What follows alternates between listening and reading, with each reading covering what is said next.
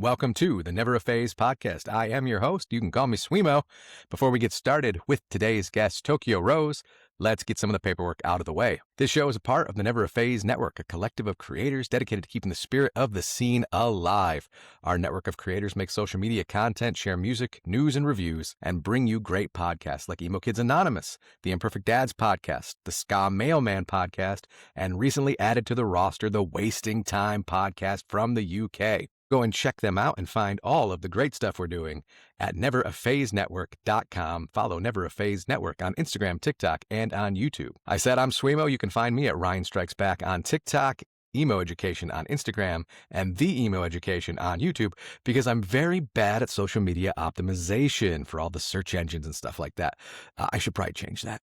Today's show is brought to you by Eargasm Earplugs. Eargasm produce high-fidelity earplugs which will reduce noise up to 21 decibels while maintaining audio clarity, so you can still hear everything around you. They're perfect for concerts, festivals, and any other loud environment where you want to protect your hearing without missing a thing. Get yours today at eargasm.com and use the code EMO10 to save 10%. All right, let's start the show.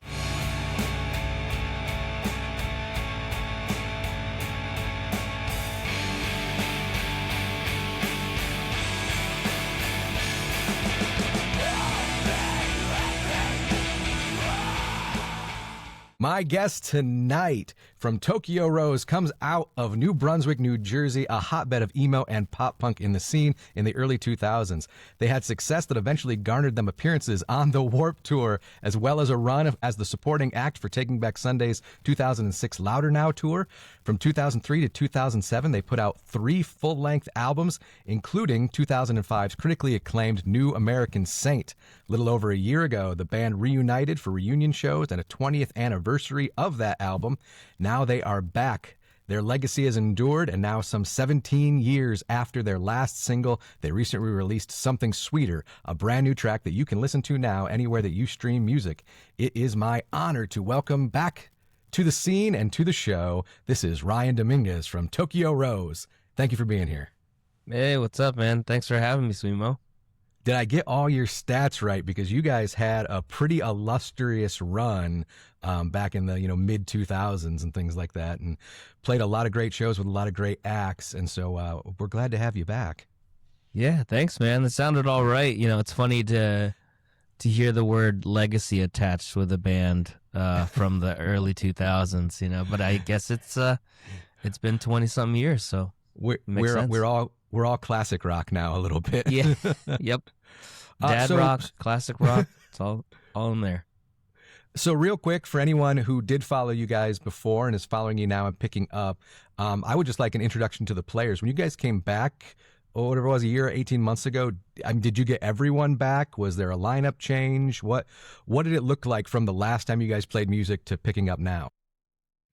Yeah, it's funny that you mentioned that, Sweemo, because as a band with a Wikipedia page, you can see, if you go to our Wikipedia page, we've kind of had a rotating door of members, and it's all because we kind of came about as we were all in the middle of college, in the middle of finding what we were supposed to be doing next with our lives. And so we've had different drummers, start and stop with us because of tours, and different guitar players over the years. But Tokyo Rose has been mainly myself and Chris Polson on bass. I sing and play guitar. And then we came back in late 2024 with Matt Fleischman on guitar. Now, Matt played guitar with Tokyo Rose, I want to say, in 2006 and 2007. And he went on to play with The Color Fred and From First to Last. And he's just small bands no one's ever right yeah now. Some amazing opportunities, great bands, great people. He's even filled in with Say Anything for a handful of dates. And then Chris actually joined The Color Fred too in late 2007. So that's how he and Matt kind of reconnected. And Chris and Matt have always been good friends with Fred Mascherino from Taking Back Sunday, Color Fred, Say Anything, Terrible Things. He was in the Lemonheads. Fred's a great friend. And so Sean also played in Tokyo Rose at a different time. I think I want to say from 2005 to 2006. So not at the same time as Matt. But when we came to have this reunion, Matt and Sean are two of the best individual instrumentalists. They're tremendous players, and they both lived relatively close still. We're from New Jersey. We're from kind of central Jersey. I live in North Jersey now. Matt and Chris live in eastern Pennsylvania now, and Sean lives in North Jersey as well still. So we were all kind of the closest together. So it made it, easier on the kind of reuniting and getting together to rehearse and write. And it just so happens that, Matt and Sean were two of the best players that have come through the Tokyo Rose rotating revolving door. And Sean, after playing Tokyo Rose, also played in a band called Action Reaction with Jason Gleason and Bella and Sal from the group Element 101 that later became Old Wives. And then Sean also played in a New Jersey band called the Defending Champs. So Sean's been, very busy. He's an amazing musician. He plays all different kinds of styles of music. And so it really worked out to have those two guys join Chris and I on this reunion. And that's amazing. I'd tell some of maybe my audience who, if they weren't around or listening when Tokyo Rose was playing, you guys have been players, and a lot of the band members have been players. They might have caught him somewhere else. I'm thinking, I definitely know people who would have seen the color Fred during that time period, who might at least have familiarity then, like with Chris. And I was going to ask if you guys still rep Jersey. It sounds like close. Half the band in Pennsylvania a little bit, but still repping Jersey pretty hard. Exactly, half and half about this point. So I think it's 17 years since the last single. That's a long time. That's like a high school senior or junior since the last single. Why did you guys decide to come back now? What's kind of sparked that? I know like I said, you did the reunion shows in the 20-year anniversary, but then to also commit to making new music together. Yeah, as I said before, Matt and Sean weren't in Tokyo Rose at the same time, but they're two of the most accomplished musicians. So when we started to rehearse for these reunion shows, we decided, hey, this is really fun playing this music. Is there any juice left in the tank? Is there any juice worth the squeeze left in the fruit? And so we, kicked around some songs that kind of got put in the vault back when the band took our, hiatus. And we coupled that with Matt and Sean's musicianship, and Chris and I just picked up right where we left off with writing music. Our chemistry with writing music, has always been there. And so with Sean and Matt in the mix, it felt like Tokyo Rose, but new in some way, which is funny to say. And it just felt right to write some new tunes. Well, okay, so that takes us to, we said you guys released a new song, Something Sweeter. I was actually just listening to it before you came on. Was that one of the ones that was in the vault? Was that one that became a whole new creation here when you guys got back together? Yeah, so parts of the song were kind of in the vault, something that I had written that was kind of just tucked away, never really to see the light of day. But then we started jamming at a rehearsal for one of the shows or one of the tours that we did. And, adding Sean on drums and Matt's, just proficiency around not just the guitar, but his pedals and adding all the effects and stuff. It just felt like it could be new, and it could still feel like Tokyo Rose, but have a freshness to it that it never would have had back then. So parts of it were in the vault, and then we were redoing it, because I wanted to say, and I want you to know that I mean this in the best way possible. When I listened to it, it felt kind of like a throwback to me. It felt, very much of that era, and I do mean that as a compliment, because one of the things that I struggle with right now is I hear a lot of new music, especially music that's of the punk or post-hardcore or whatever whatever we want to call ourselves, and it's just so clean and it's so polished, and it's sometimes lacking in the heart, just because a lot of it seems overproduced. Yours is obviously very well produced, but still captures, I can still hear the garage in it, I guess is what I'm trying to say. So, when you guys were putting it together, was Right. there some consideration of, the people who listen to us, this is the music they grew up in, they're used to the garage and basement shows? Well, first off, I mean, thank you so much for that compliment. That means so much to me as a songwriter and us as a band. We actually like rewrote the song in Matt's basement, kind of like hearkening back to that time when we were like in my basement in New Brunswick, just jamming out ideas. And I think, like I said, with Chris and I, like we had written all those songs, when we were in our 20s, kind of like living that life, always practicing in the basement or in the garage. And the lyrics kind of come from a time back then, like 17, 18, almost 20 years ago, where, and let's be honest, in this style of music, whatever you want to call it, like the best songs are breakup songs. Absolutely.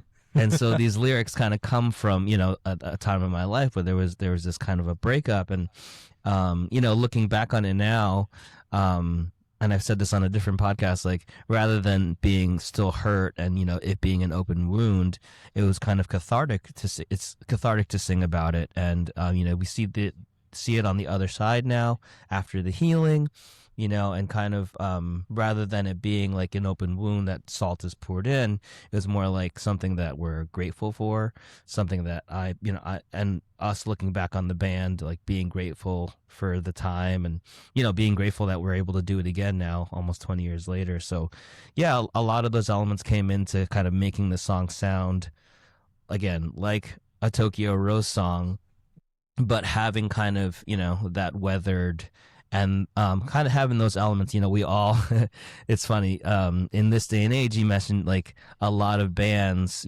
come with these really polished recordings that they've done either in a home studio or they've worked really hard at. And, they can use their computers live to kind of trigger some of those things.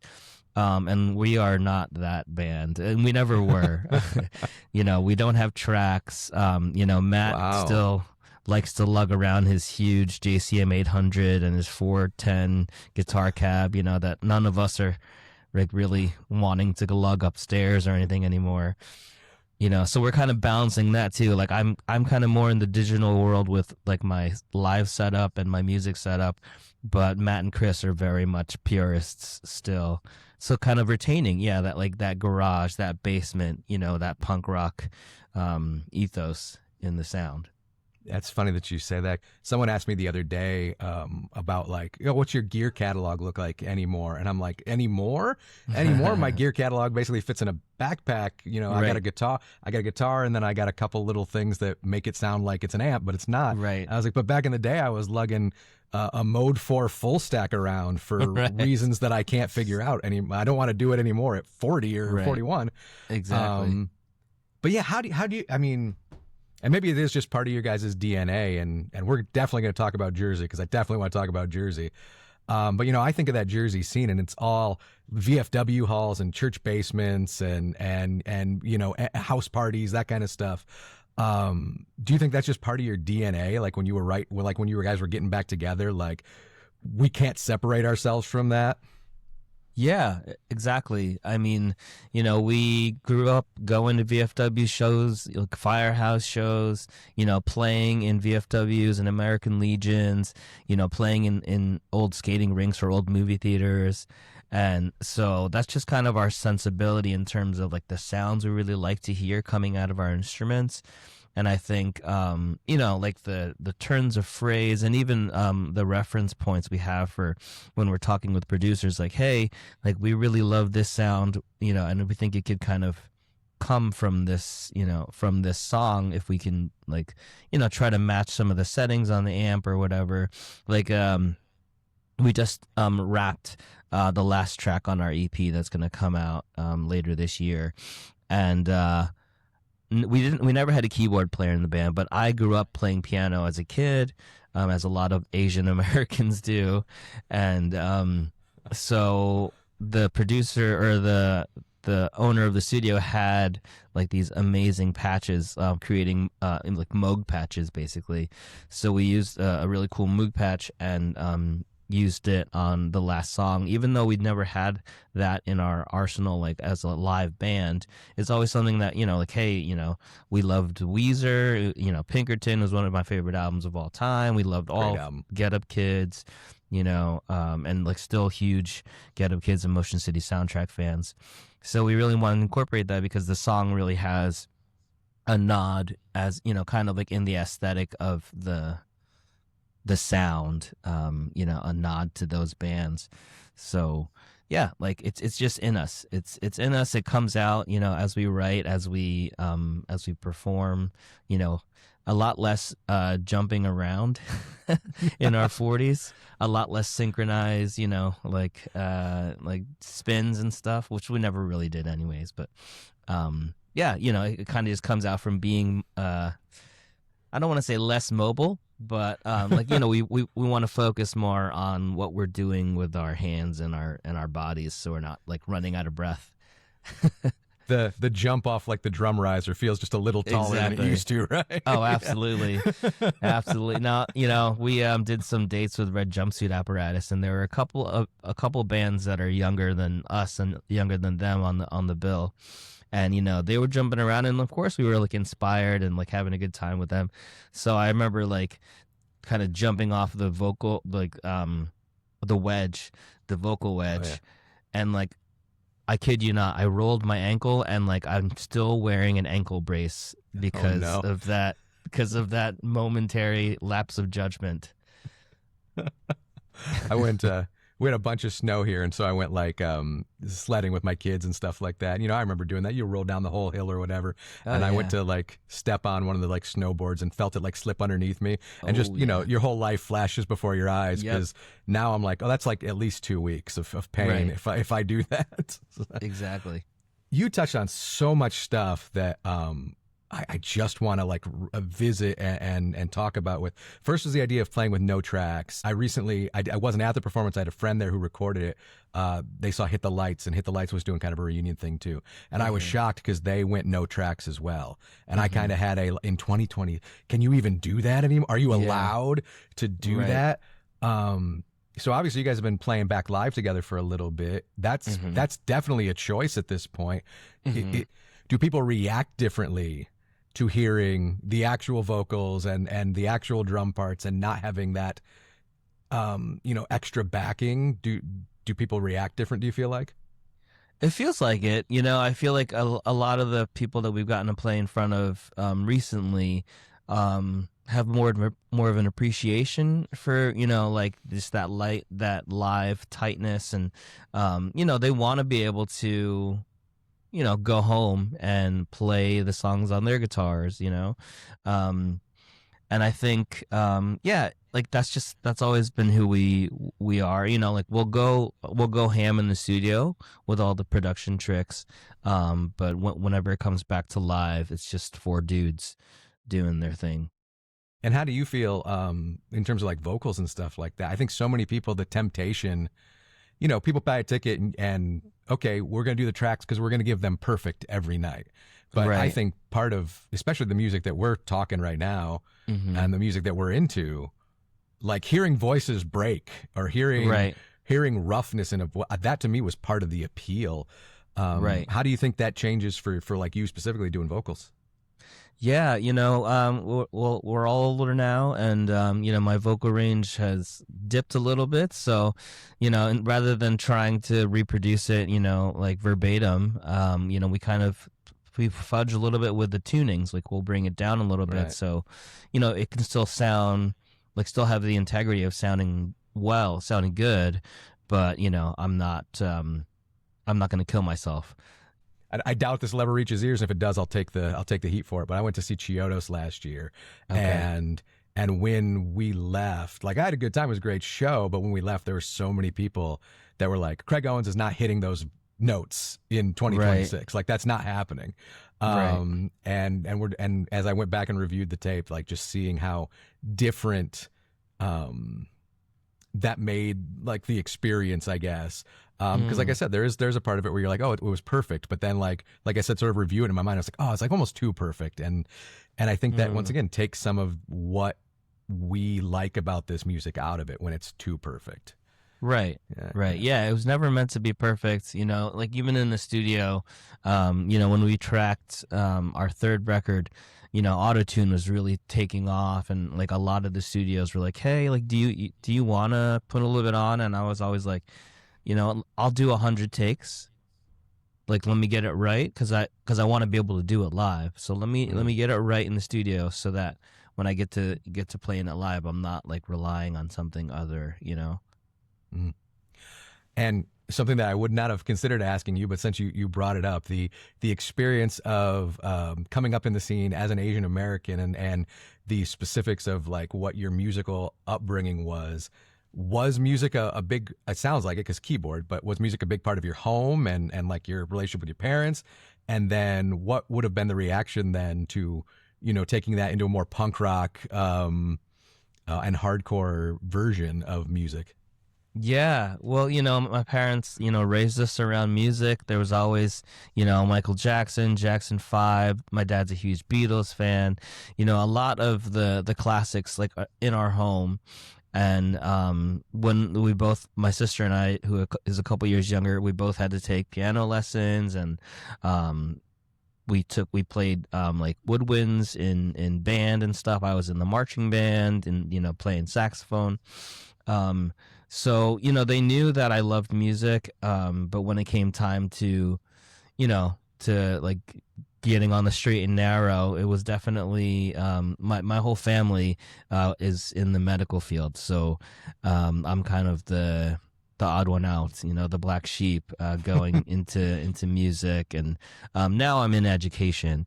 But it was always like, when I get into my third semester at Rutgers in New Brunswick, they were like, okay, like, are you gonna like continue pre-med? And I'm like, actually, I started a band and we're gonna go on tour, so I think I'm not gonna do that. And there was a bit of disdain and concern, but eventually they were cool with it. They supported us. They paid for our first van to go on tour. That's awesome. Yeah, and to this day, they are in support. Like when we said we were going to do these reunion shows, my dad was like, "I have a bunch of shirts in my basement. Like I'll mail them to you so you can sell them." That's amazing. It was very cool. Yeah, that's cool. Years ago, when we did like a little mini tour thing or whatever, like my parents really struggled. So, suburban, very evangelical background, all that kind of stuff. And, sure. And what are you doing? Where are you going? And it was my grandfather actually who was like, well, I'll rent him a van. And I think my dad at that, there was like betrayal because, sometimes grandparents are the ones who will let you get away with what your parents won't or whatever. And so totally. Just kind of, once again, different backgrounds, but some shared experience there of like, when are you gonna get up and get a real job and cut the hair and all that kind of stuff? Right. Well, let's touch on, you mentioned you went to Rutgers, New Brunswick, where you guys started the band, because I went to look this up, and obviously I knew this, but it's something to see it listed out. You come from such a hotbed of the music scene, just New Brunswick specifically in our era. Bands like the Gaslight Anthem, the Bouncing Souls, Lifetime, Thursday is the huge one for me. And if you expand beyond that, you of course get into, in the region, bands like Census Fail, Bedlight for Blue Eyes, Early November, Midtown. Yeah. That says nothing to the bands that were playing the Sweaty Basement shows and the VFWs and all that kind of stuff. What was it like for you guys coming into that scene? What was it like when you formed the band? And how did Jersey become a part of your DNA? Yeah, great question. So Chris and I were both playing in high school. We were both playing in two different ska bands. And ska kind of became a dirty word as Tokyo Rose was kind of coming around. So his ska band and my ska band both had horns. And all of the horns were around the same age. And all of the horns went away to college around the same year. Like we all graduated high school in 99, 2000.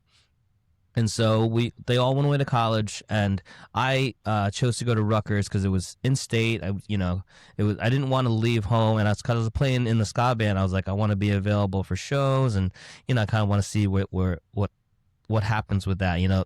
My ska band was called Day 19, and they actually just reunited the same night that Tokyo Rose reunited for the same show.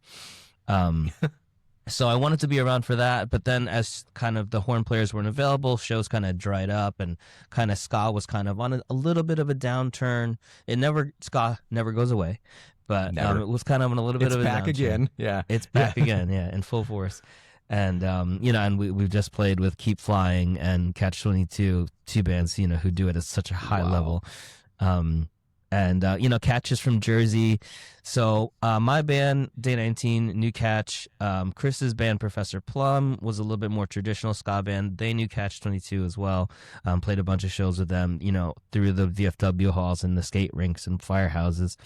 And some of the guys from a band called Humble Beginnings started in Midtown. Another band, kind of a punk band called Nowhere Fast, that was like Heath and Gabe were in Midtown, and then their drummer Rob played in a ska band called The Royalties. So we all kind of knew each other. We were all playing shows, and then we were all like, hey, why don't we try this other thing? So Midtown started happening. Lifetime's Jersey's Best Dancers came out, and Saves the Days, Can't Slow Down came out. So there was this shift, away from ska and kind of into more like post-hardcore, pop punk, and emo. And actually my first semester at Rutgers, my first week, I cut class because I heard that there was a show in a basement like around the corner from one of my classes. So I went with a couple of friends who were like, oh, we're like doing the Food Not Bombs table at the house at the show. And I was like, but we have school, And they're like, yeah, but this is cooler, right? I'm like, yeah, you're absolutely right. I'm coming. So, we cut class, and the band called Penfold played. I can't remember who else played, but I'm pretty sure it was at the Midtown House. So I think Gabe and a couple of the other guys who also went to Rutgers had a house, and they put on shows in their basement. So that was freshman year. As the kind of ska thing was fizzling out, I had met a guy named Mike Glitta who played drums, and he had started a band. Now this is a little bit of an Easter egg here. Tokyo Rose already existed before myself and Chris were in the band. There was the pop punk emo band called Tokyo Rose with my friend Mike Glitta playing drums, and my friend Matt Riley playing guitar and singing. And to kind of harken back to your previous reminder about being Asian American, they had a Filipino American singer named Lester Munoz, and another bass player, this kid named Sean. So they were playing shows, and I think they played a show with Day 19, and I was like, hey, you guys are pretty good. I started to become friends with Mike because Mike was also going to Rutgers at that time. And I was like, if you guys ever want to jam on some tunes, at that time, no real bands had 3 guitar players, but I was like, let me just, I had written some songs in my basement and in my dorm room that were not ska. So it was kind of like trying to find a group that I could play it with. I started jamming with those guys, and we started playing my songs as well as Matt's songs. And then I think Lester went away to a different school, and I think Sean went away to school in Connecticut. So they were kind of done, but we wanted to keep the name. The name was cool, and Matt was cool, with playing my songs and playing his songs. And then eventually Matt went away to culinary school. So then we were looking for a new guitar player and then a new bass player. So I knew Chris from the ska days, and Chris is a great player. He's always been a great player, and he's very well connected in the scene as well. So we started playing with Chris. And another little Easter egg here, Mike was playing with us, kind of keeping Tokyo Rose alive. And then we were looking for another guitar player to replace Matt when he went away to culinary school. And Matt goes on, fast forward, he goes on to start a band called The Finals from New Jersey, who was also an amazing group, who toured a bit as well. And we were trying out guitar players, and I met this kid at Rutgers who had also played in some punk bands in the Firehouse. This is by the name of Ben Jorgensen, who is a great guitar player, great singer, also a great drummer. That's how I knew him. He was a drummer. So I was like, "Oh, you play guitar too? Yeah, why don't you come and jam with us?" And he showed us a couple songs, and it turns out that Ben, wanted to do his own thing, kind of like the Dave Grohl. Like, he's known as a drummer, but he's actually a really great songwriter, guitar player, singer. And he starts Armor for Sleep. So he didn't join Tokyo Rose. He starts Armor for Sleep, and so we're connected with them, like from our birth. And so then, we start kind of making some noise, playing some shows, with all these bands, kind of like these VFW halls. Sorry this is so long, but it's really convoluted. As a guy that was like around, like I'll tell you in a second, like as a guy that was like around this, like I almost want to ask, like, did you guys know? Did you know, like, what was happening? Because by the time, like, my band, I think it was either 2005 or 2006, like, we went on, like, a tour, and and my goal was, like, we have to play in Jersey. I don't care if they put us on at noon. Like, this is where everything is happening. Right. And by that point, all the things you're talking about were, like, in full swing already. Right. So, yeah, sorry, please continue. But, yeah, I just want to know if you guys knew what you were surrounded with, I guess. Yeah, it was just kind of this hotbed. Like, everybody was in a band or was like trying to start a band. And so, we kind of start making some noise. Matt goes to culinary school. Ben starts Armor for Sleep. And we're like, oh, we know you, like, so great to see you, doing this thing. And then Mike cannot go on tour with us because we're all a year or two older than Mike. So we go on tour with a different drummer, our friend John Smith, who was in a band called Don't Look Down from South Jersey, played drums with us, and he played drums on the first Tokyo Rose album. So Mike stays behind to finish his degree at Rutgers, and he starts Senses Fail. He becomes the bass player in Senses Fail. So it's like all friends who, we've played music with, who we've been in the trenches with, all start new things. And, it's just everywhere you look, like, oh, I know you. Like, we played this show together. And it's like, oh, yeah, I'm in this band now. Like, we used to play with this band called Stillwell. And Stillwell had Doug, who's now in the Sleeping. He is the Sleeping. And Kelly played drums in this band called Stillwell. She now plays drums in Tiny Ships. So it's just like continuing to see friends, do their thing. Oh, and Mike from Maverick is also in Tiny Ships, who we played many shows with in a VFW hall in like Boonton or something. So yeah, it's like, that's kind of what we started with. And then like our first couple tours were with, we did a tour with Houston Calls. We've played shows with, Hidden in Plainview overseas, like a lot of bands that just kind of came up from that scene. I mean, I couldn't even begin to list them all. That's what was so crazy. And that's staying once again mostly in our scene. And geographically, like I'm out in Ohio, so like anywhere within like 2.5 hours to me is kind of my own neighborhood. But I mentioned Taking Back Sunday. Let's not even get into like Long Island and stuff like that, which was like right there and part of the scene as well. Totally. I know I mentioned them, but like so you had a Jersey thing, so you had a Long Island thing. Obviously, you have New York right there. Totally. Like right in this hub, there's just so much going on that, like I said, for a guy like me that was on the outside, I was really just hoping I could come get some of the juice, Right. And think of the names that we didn't even mention right there, getting into like broader rock. I mean, My Chemical Romance, but like Bruce Springsteen, for crying out loud, Absolutely. There's something in the Jersey DNA. And so I'm a big, I'll bring it down here because it's local to you, but I'm a big like Kevin Smith fan. And so like once again, when we were going on tour, like just stopping in Red Bank was like a big deal, because he was an indie filmmaker, and I think a lot of that like DIY punk rock stuff was kind of a crossover to me.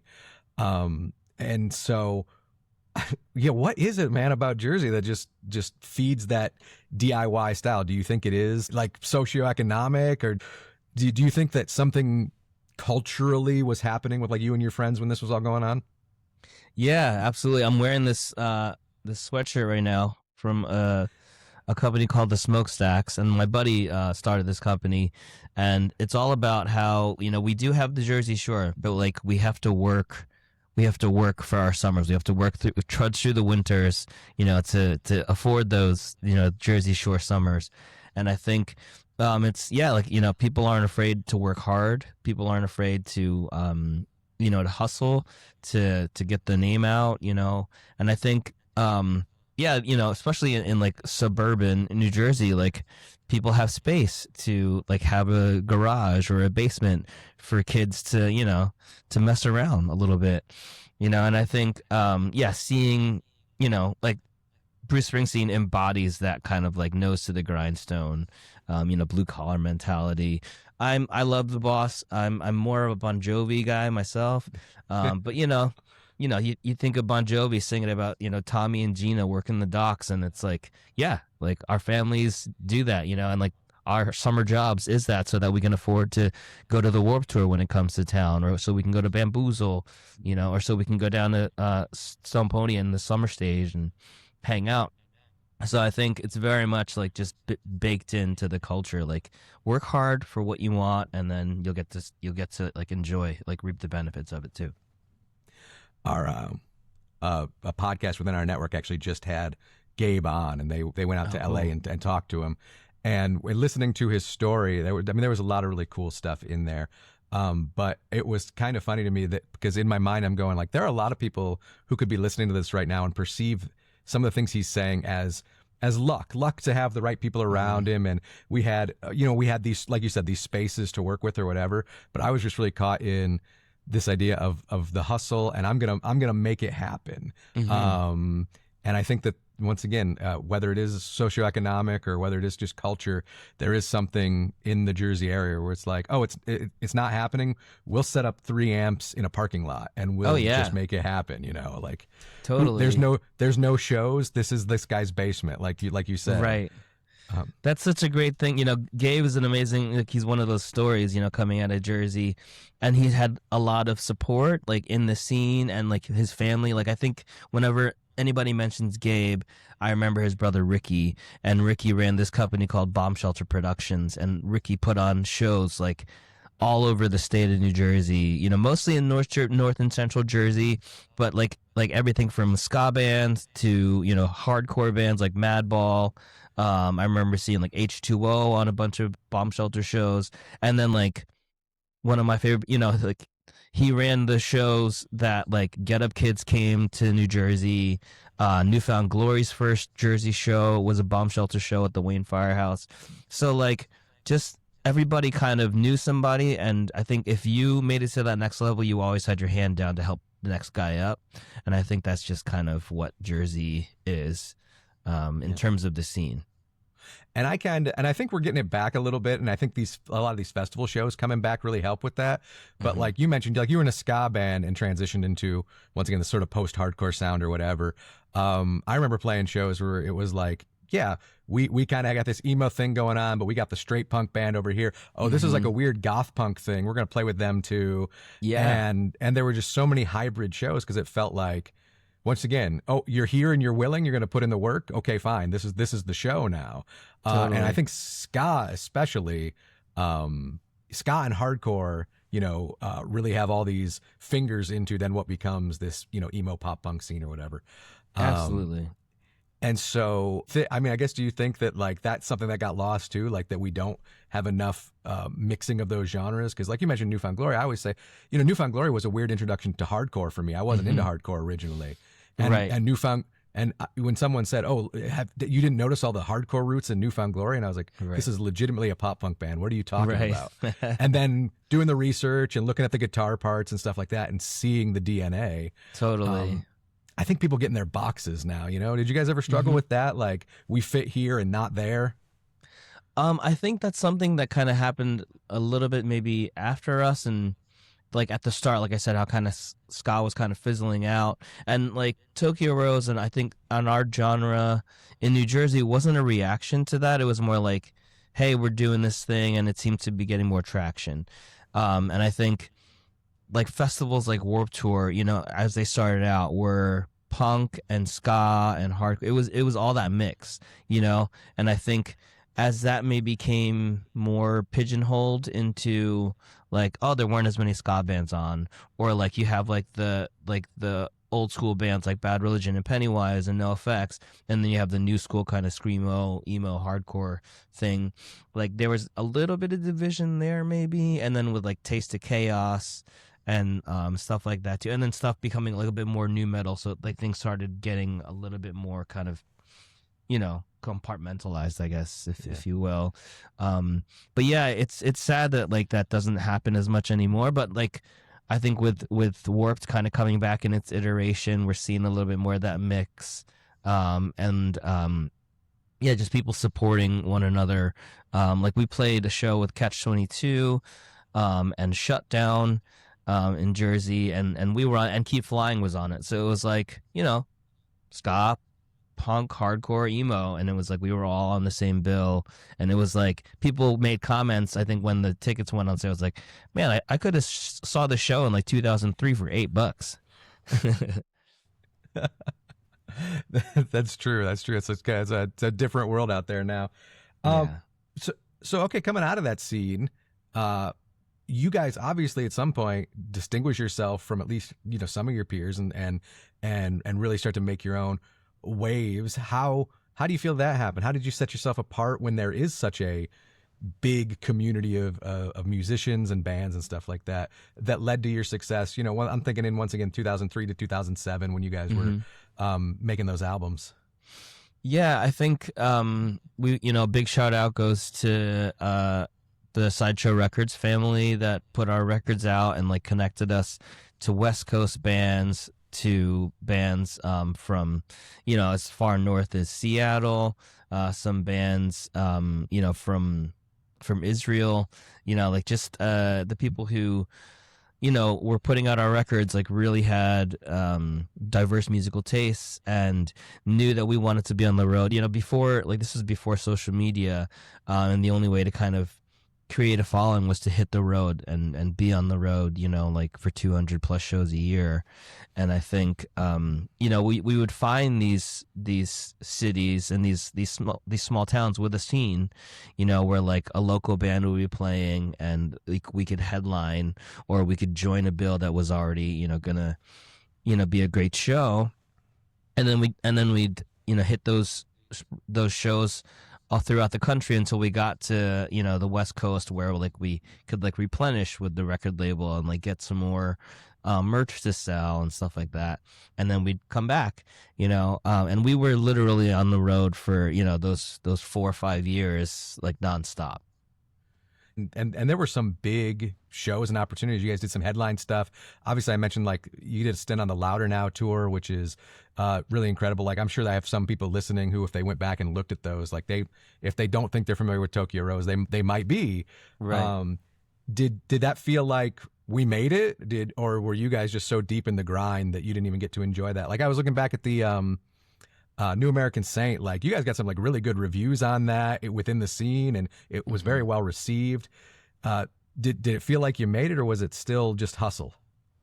I think we were enjoying it and taking it as it came, and I think it felt like such an honor and a privilege to do those dates with Taking Back. Like they grew up, they kind of were a little bit before us in the scene, and the Long Island scene was independent of the Jersey scene, but seeing them kind of take off, and seeing like brand new take off, and the fact that our friend Fred, who we had done a bunch of dates with when he was in Breaking Pangea, was now Taking Back Sunday. I was like, whoa, like this band is even better than we thought it could be. Like his songwriting, his music, his playing, he's an amazing guitar player, added so much to Taking Back Sunday. And when he said, hey, like, why don't you guys come on the road with us? It was like, absolutely yes, but like, wow, you remember us, like, and that's kind of like the thing of the scene. It's like the people you remember, you try to bring up with you, if you get that leg up. And it felt like, not that we deserved it, but that like the hard work was starting to pay off. getting to do that tour, getting to, play some of the venues that, in New York, getting to play Irving Plaza, which is a venue that I went to see the Descendants play the first time. And it's like, wow, like this is really cool, like just kind of coming full circle in my introduction to the scene. And I think all of us felt that way. And then at times too, like touring it's a grind, so part of the revolving door that we had as a band was that touring gets tough. And I think, after that tour, that's when Sean and our guitar player Josh, who played on New American Saint, both stepped back from the band. So it was like, this was really cool, but ultimately, like, it was really hard too. And, some of us just weren't cut out for that. And when you guys reached the end, which was about 17 years ago now. Yep. When you guys went on hiatus, right? Yeah. What finally, broke the camel's back there? And that also is a time, if we get into like our scene history, like you're talking about watching like ska diminish and then going, okay, well, like, what are we going to do now? Like that was a time I remember for me from like 07 to like 09 where I was like, I'm not sure I fit the scene anymore. Like it's going a different direction. Was that a consideration or was it just personal lives and things caught up?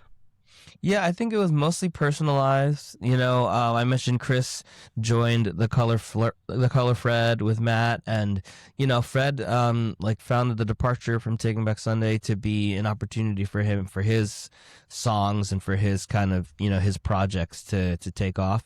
So when Chris decided to do that, I was like, you absolutely have to. It's such an amazing opportunity, and like he got to play with Fred opening for Angels and Airwaves, and like touring with like one of my boyhood favorite bands, MXPX. So it's like, love MXPX. Absolutely, you got to go on these tours. Like it's okay, like Tokyo Rose, we'll take a break for a bit and see what happens. And we decided to take a break, and I think like went back to school, and then life, and then like 2 years turned into 4 and turned into 8, and it's just it happened. Was there any touchstones in that in-between time from like 09 to 2024 where you guys just got back? Was there a group chat or something, or did everyone just go start their own lives? Yeah, there was a little bit here and there with some of the guys. So after Sean left, we had a guy named Jake Margolis play drums with us he played on the Promise and Compromise album, and then he went on to, he's just always playing. He's been on tour since he's 16. He used to play in a band called Madcap, and then he played in Tokyo Rose, and then he played some shows with Everclear. Because his kids went to the same preschool as Art Alexakis's kids, and but now Jake is in this really great band from the Pacific Northwest. I always can't remember if it's Seattle or Portland, but this great punk, like kind of garagey punk band called The Drowns, and they're always on tour. So I, kept in touch with Jake a bit. Always kept in touch with Matt. Matt. I went to Matt's wedding, I want to say like 17 years ago. When Chris went to join Color Fred, like he got really busy. Like he started doing Color Fred, and then he started tour managing a band called Valencia, who we were friends with from South Jersey, Philadelphia area. And then he went on to tour manage I Set My Friends on Fire.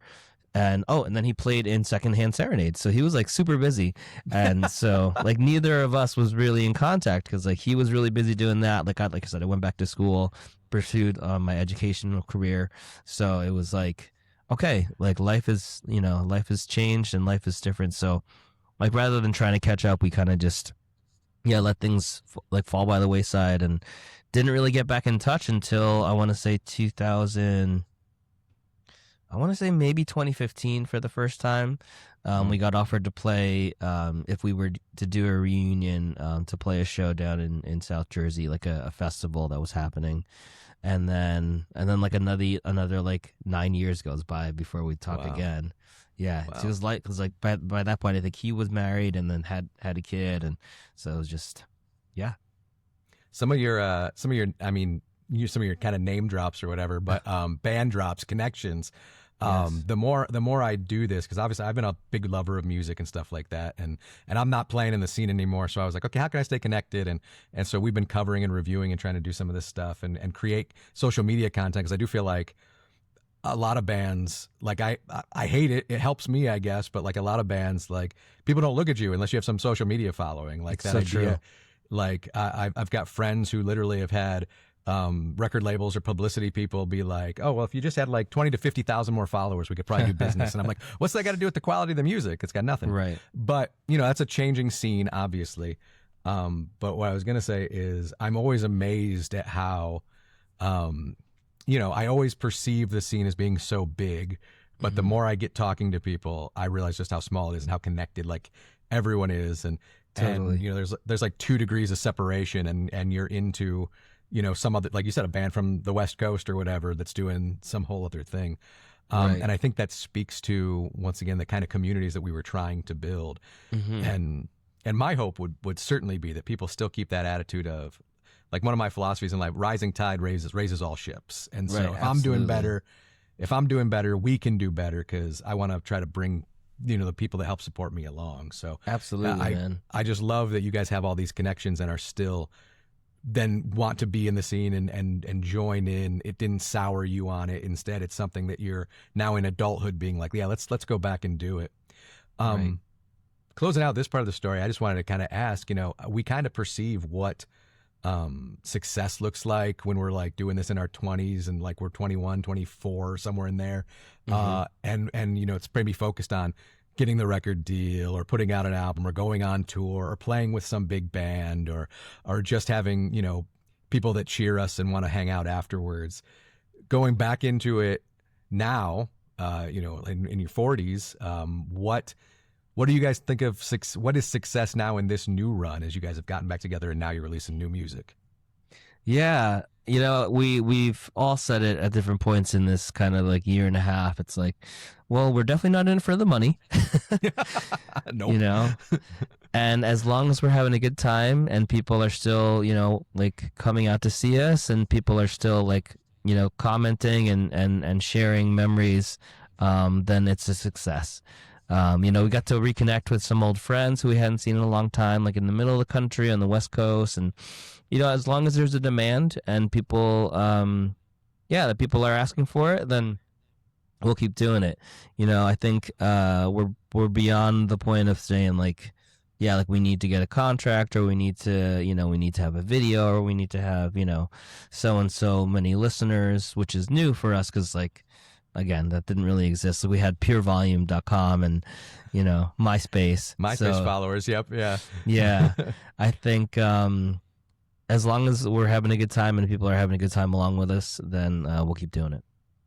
I was talking to my wife before I came down to do this interview, and we were both having that thing like, I think I followed that band on MySpace. Like we had to have, right? Or something like that. So it is funny to revisit some of those things. So you're working on new music, and you guys will have an album later this year? That's right. And did you say a full album, or is it like an EP? It's an EP. Yeah, 5-song EP. So the record company that put out New American Saints remaster and deluxe vinyl edition, Man and Cat Records, is going to put out this EP. And we've been recording with Fred Mascherino, good friend, and Steve Angelo, also, who's become part of our family. 2 guys that work out of a studio called Diver Down Studios in Westchester, Pennsylvania. And Fred started a record label a couple years ago called Heading East Records. And he's recorded most of the bands that are on that label. They get great sounds. Fred... he shares all of his knowledge on guitar and songwriting, and he's super generous with all of it. And Steve is a master engineer, and he's becoming a really, really good producer too. Like he really understands how to get the best performances out of the artists that come through. I'd like to say like he's a good friend now too. And so we're all really excited for this music to come out. Something Sweeter came out last month. And we have plans to release another single before dropping the full EP. I want to say like early summer, late spring. I like to just close out my time with folks just with kind of a lightning round, couple questions to tell us where we're at in the scene and to wax a little nostalgic about where we've been. So if I can, I'll pick your brain in a couple of lightning round questions here. The first one is, considering, like, once again, I'm mostly hiatus for around 17 years and taking us back about 20 years into some of the recordings and things. A lot of us are reliving our teenage dreams. When you think about today, we're having this big resurgence, Warped Tour's back, all that kind of stuff.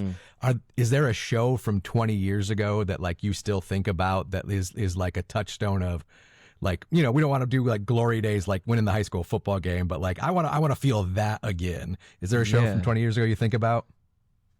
Oh man. I mean, I'll always remember playing Warped Tour on one of the side stages at the Great Gorge in Washington State. It's like maybe 2 hours outside of Seattle, just like a beautiful backdrop, kind of a natural amphitheater cut into the cliff of, one of these cliffs. And like us playing and then running over to catch Mute Math and then running over to a different stage to catch Thursday, just annihilate, just, oh my gosh, they played so loud every night. I'm like, how do they still have hearing in their 40s, But gosh, they were always so fun to watch. Just Jeff, just like throwing himself around the stage and like screaming his head off. Because like I got to see them in the New Brunswick basement, and then to see them in such an incredible place. But for us to be on the same bill and then play in front of a fraction of that crowd, but still to be associated, that's one of those shows for sure. You guys did a couple different stints with some Warped Tour dates? That's right. Yeah, I can't remember the years now, which is terrible, but I want to say in 03, or do you have it? I don't think I have it. I thought it was 04, 06, 07, but you might be able to correct me. I don't know. Yeah, no, that sounds right. Because I think we missed a year in the middle, maybe 2 years in the middle, because we did, I think we went to Europe one of those summers instead. But yeah, it was, an experience of a lifetime doing it 3 times, like we never did more than like 2 weeks at a time. Or no, the first time maybe it was 3 weeks, but we had to help build the stage the first time, which was really cool. Such a privilege, like for Mr. Lyman to have, again, he was just a genius and, such a fan of the scene and of this style of music. And, like we were part of a stage that we brought parts of it in our trailer and then built it the morning when we got there. And then we're able to like set up our merch tables and then take naps and then play our shows and stuff. And then drive to, because we weren't in none of the Warped Tour dates, we weren't ever in a bus. So we would always drive ourselves like the, between 6 to 10 hours between shows. The full DIY hustle. They're even building the stage. I love that. Yeah. I love to ask bands this because, like I said, I played and toured a little bit, and there was always like a post-show ritual. Obviously, I did not fully experience that in New Jersey. We never played there enough. But after a show in New Jersey, where are you headed? Is there like a spot to eat or a hangout? What did it look like when you guys were coming up after the show in Jersey? Yeah. Well, I think one of the favorite things that we used to do, and lots of bands would do when they would come through, like North Jersey in particular, like they'd get out an acoustic guitar and like have like a jam session or play some of the songs acoustic after the show. And that's where one of our songs was kind of forged, like we wrote a song in the studio and like it was just acoustic, and then it just stayed acoustic because we would play it. Like I would sit in between the van and the trailer and play it after shows, and people really, resonated. It resonated with people, so we kind of just kept it as an acoustic song. But that would happen, and then we'd go to, in North Jersey, we'd go to the TikTok diner, or what were the other diners that we went to? We go to the Nevada diner where I grew up, and just it was always a diner. And then, sometimes you go to somebody's house afterwards and hang out. But most of the time it was, hit the diner. Hit the diner. In the South, I know it's like the Waffle House. I wondered if Wawa was as big as a thing back then when you guys were coming through. But not in North Jersey, strangely enough. North Jersey? Yeah, it was more a shore thing and more of an Eastern Pennsylvania and Delaware thing. Yeah, someone with the acoustic guitar and finding a diner that... the one that's open. Well, for me, there was always only one or two that were open to past 2 a.m. or something like that. That's right. You guys are the second band that I got to talk to recently that is on the comeback after being off for a long time. And one of the things that I've enjoyed with the resurgence of like emo and pop punk in the scene is that a lot of bands that I thought I would never hear new music from or I would never get a chance to see again are coming back. And that's obviously part of your guys' story. For you, is there a band that either you came up with or maybe it's a big band that went away? Is there a band from 15, 20 years ago that if you had it your way, you'd bring back to join in the scene as it is today? Well, it's funny because a lot of those bands that I would bring back have come back. I think I've always, we've loved Taking Back, and the fact that they've continued going is amazing, and that Fred is, partially back in the band now. It's like, that's the best that they ever were, and it's so great to see. And our dear friend back in the band too. I think I was always a huge Mute Math fan. And that's kind of a deeper cut for some folks. That's a good one. Yeah. Yeah, like they were on Warped, our last Warped, and like we would sprint. Oh, I would sprint over to see their set because they were like around, like either be just before us or just after us at the amphitheater stage, and just to see them do their thing. And like, I don't know if you're familiar, but like their drummer would like pass his kick drum off like to the crowd, and he would crowd surf on top of the kick drum on top of it while still playing a beat because they were all like playing beats. Oh my gosh. Yeah. I don't think I ever saw them live actually, but that's crazy. Oh my goodness. Life-changing shows. And when that record dropped, the first record, the self-titled record dropped, like all the songs on it were just amazing. I'd love to see them come back. I mean, Paul Meany is an amazing musician, songwriter. He produces 21 Pilots now. And he's amazing. Credit right there. Just no. Absolutely. Never got to play with those guys. But yeah, like there was like whispers that we might tour with them at some point, but it never panned out. But yeah, so I'd love to see Mute Math come back. Man, I'm a huge Further Seems Forever fan. I think a lot of us were, I'd love to see Chris Carrabba sing for them on a tour. I'd love to see Jason Gleason sing for them on another tour. John Bunch was amazing, rest in peace. But I think, Chris and Jason made Further what they were, just in addition to the amazing music. So yeah, both of those iterations. And obviously we've lost some folks along the way, like you said, but there are some bands that I think you do say like, oh, well, that'll never happen. And we just live in a weird world right now where, I don't think you can ever say ever on some of these things. Like we might get a chance at some of them. Speaking of Jersey again, and maybe this has changed because you're older, but what was your favorite type of Jersey show? I'll give you a real venue, a dive bar, a basement, a VFW hall. What was the location for the best Jersey shows? So there's two in my youth. The Wayne Firehouse we mentioned before, where Newfound played their first Jersey show. And then there's the also in the town of Wayne, Skaters World, which was a roller skating rink that they'd have a stage off to the side, so you could still skate, but you had to pay to go to the show. And I saw Jimmy Eat World play there, saw the Get Up Kids play there, saw Ultimate Fake Book play there. Ultimate Fake Book is another one of those bands that I would love to see come back. I think they're from the Midwest somewhere, but they were fantastic, a power trio. But yeah, and then, in between that, it was like a bunch of ska bands too. So I'd love to see that. And they do this every year, but Midtown is from kind of that school. And, with Gabe doing Cobra, and, like Heath has played in a bunch of different bands too. Like, it's cool to see Midtown come back every year and do kind of like a holiday throwdown thing. Absolutely. Okay, and finally, if someone wanted to catch up with all things Tokyo Rose, whether it's from the past, whether it's the new stuff you're doing, whether it's live shows, where can they find your music? Where can they find where you're going to be? How do we catch up with Tokyo Rose? Well, Tokyo Rose is on, we're on Instagram, we're on TikTok. If MySpace is around, we're still on MySpace. But our handles, I believe, all across platforms are Tokyo Rose NJ.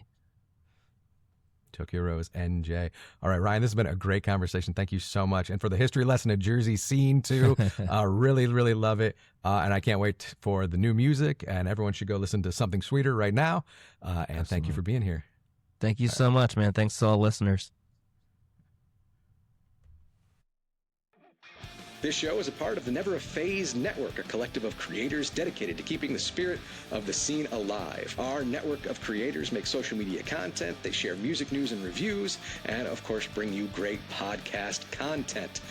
For more information, please visit neveraphasenetwork.com and follow Never a Phase Network on Instagram, TikTok, and YouTube.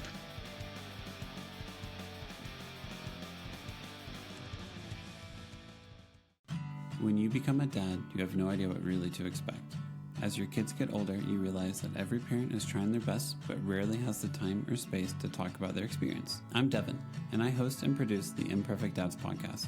I believe every dad cares deeply about their family and needs a space to talk about it. Most of my conversations are with musicians, authors, social media personalities, podcast hosts, and everyday dads. I've even had on some of my favorite musicians, like Matt Pryor and Jim Suptic of the Get Up Kids, and everyone from Jason Isbell's band, The 400 Unit, Chad Gamble, Souther Vaden, Will Johnson, and Derry Deborah. Parenting challenges you and expands your definition of love in ways you'd never expect.